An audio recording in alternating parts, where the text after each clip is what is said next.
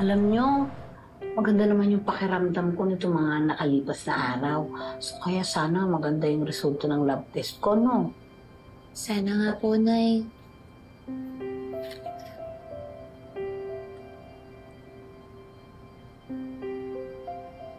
Oh, John Paul. Parang may problema ka. Wala naman. Kachat ko rin si Tito Nilo. Tinatanong niya kasi ako interesado ang trabaho sa Bali, Indonesia. Uy, magandang oportunidad yan. Gawin mo yun habang bata ka pa't malakas ka pa.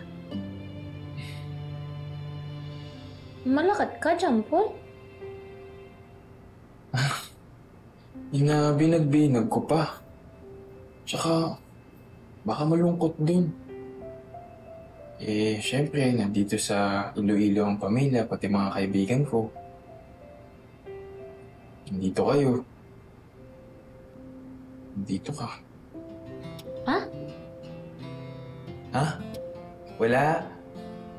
Sabi ko kay Tito Nilo, bigyan pa niya ako ng ilang araw para pag-isipan to.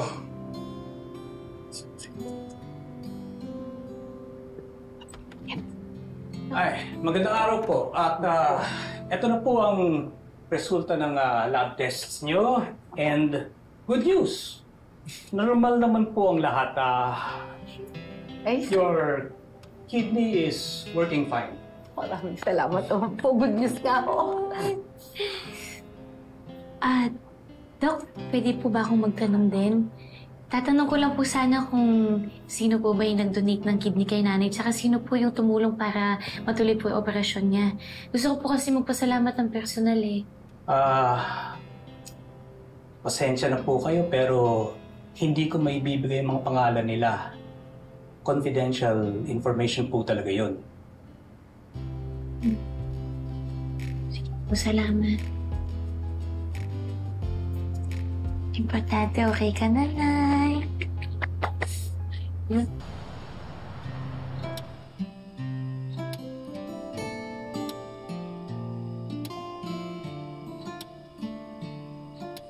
Paul, pasensya ka na. Nabala pa kita. Sinabahan mo pa ko. Ayos lang. Sinusulit ko lang yung oras. Baka kasi tanggapin ko na yung trabaho dun sa Indonesia.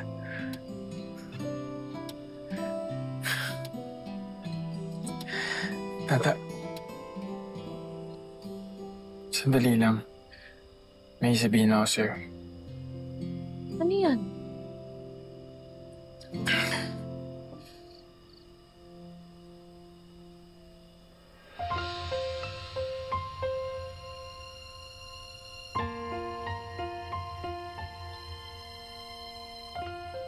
Anong ibig sabihin nito?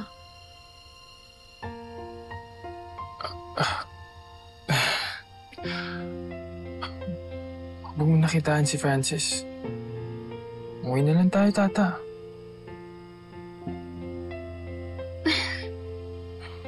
Bakit? Hindi kita maintindihan. Tagal na kitang mahal.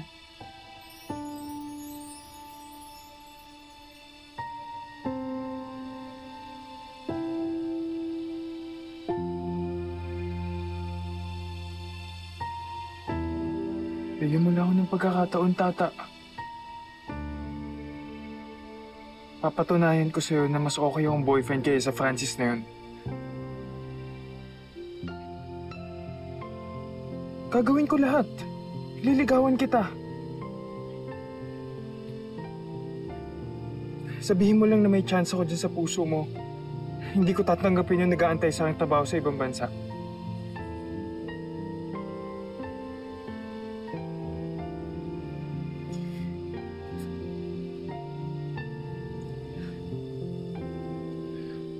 Tata.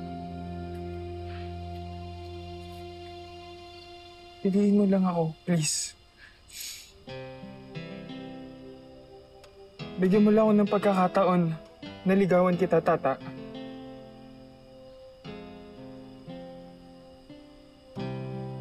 Hindi ako aalis dito.